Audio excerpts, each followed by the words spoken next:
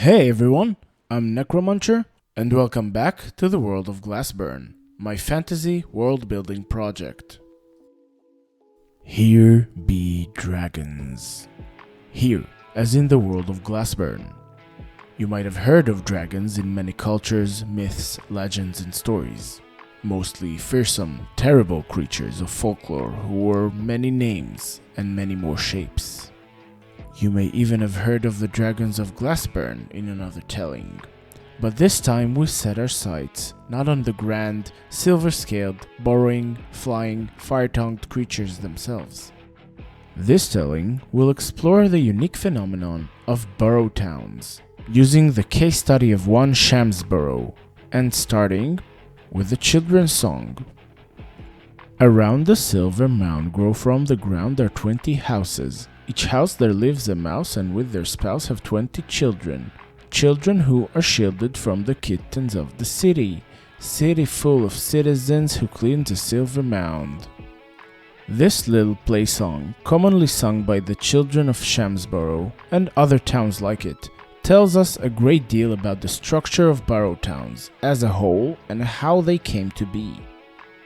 First, the silver mound itself, as we discussed in a different story, is the local nickname for what we would call a dragon and the zoologist of this world would call a Gon-Lin.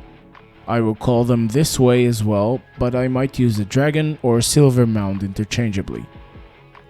The Gon-Lins are specifically nicknamed silver mounds when they are dug into the ground for any number of reasons, with only their backs exposed, forming a shiny, reflective silver hill with heaps of upturned earth around it. Then there are the mice and their houses. Naturally, when a Gon-Lin digs their hovel, every underground creature either runs for their lives or is flung out with the displaced earth. Usually, this would mean birds and other predators hunting the creatures as they are exposed.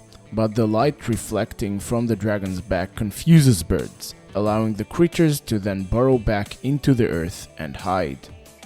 Some of the animals will stay there permanently under the protection of the silver mound dragon, since besides dazzling birds it is often a real threat to most earthbound predators, hence the line about the cats. But why city cats? To answer that, we need to understand that humans, like mice, fancy a comfortable, stable environment and protection from predators. Taking inspiration from the mice, some wandering tribes made their home around the dragon's burrow. As people settle, they start to grow crops and herd livestock. Crops and food attracts rodents and other pests from the safety of the dragon's surroundings to the dangers of the grain houses and open fields. To battle the pests, burrow communities brought in, if not entirely domesticated, cats. Since cats are proud, resilient, resourceful, and independent creatures, they have claimed the whole settlement as their own.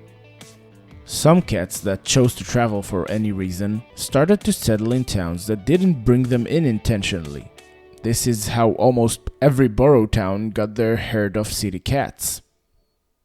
And that's how Shamsborough experienced what they call in their history the Day of the Cats, where almost overnight dozens of cats seems to have appeared in town. This day is celebrated yearly in Shamsborough since driving off the mice from the crops and grain also reduced the spread of disease, granting the cats a status of healing spirits. As this one-sided relationship of benefiting from the dragon's presence continued, people realize they can prolong the dragon's stay and life if they care for the dragon, like they care for the cats and cultivated flora. This played into some religious concepts of the Enlightenment, specifically buffing the shiny reflecting scales of the dragon and removing accumulated dirt and various pests. I won't go into the Enlightenment religion today, but rest assured that it will get its time in the light. Every now and then, the Gon-Lin wakes from their rest. Could be once every few weeks during long days of summer, or once every few years as they grow older and more content. No one knows for sure how a creature of this scale manages to feed itself to grow to that size, but guesses are that staying put for long periods of time between feeding and breeding conserves their energy. They do, however, get up from their burrows unexpectedly and with no more than a few hours' notice. They first shift and move in place, then they tremble the ground around them with some heavy grunts and small quakes. Then they rise from the ground, using graviturgy to help them lift their massive forms and levitate most loose earth that happens to contain solid ilium. When they rise, it's always daytime, and the people of Shamsborough who are in charge of taking care of the Silver Mound now grab their great big colorful flags and take their places on the Gon-Lin Broad Street. The Broad Street is a patch of open field leading from the Gon-Lin Burrow and out of town. No structures are built there, and the Shamsborough Aravan railways go deep underground there. All this to allow the Gon-Lin a path safe enough for her and for the citizens. The colorful flags are meant to draw the Gon-Lin's attention. The flags don't bear any intricate designs, but instead are solid colors like vibrant red, deep blue, bright yellow, and even strong purple if necessary.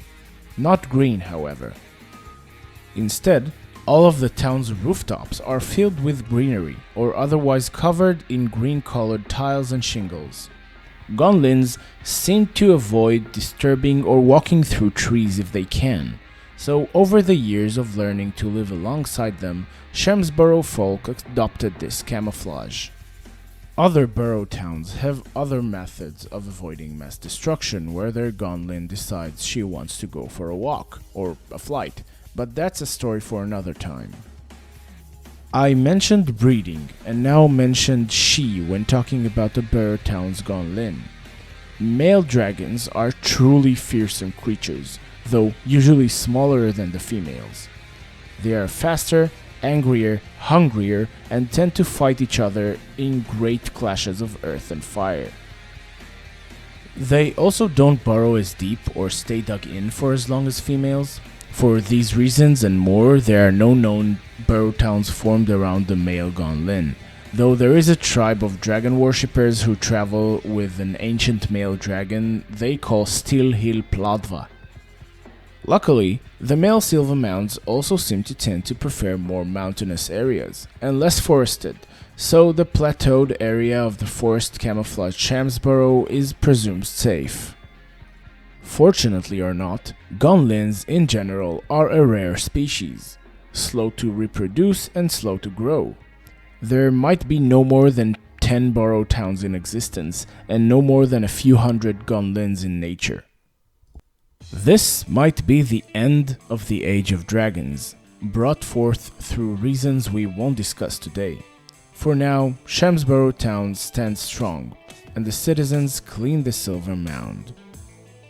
That's it for today. I hope you liked this cultural symbiotic relationship I built around my version of the dragon and some people of this world.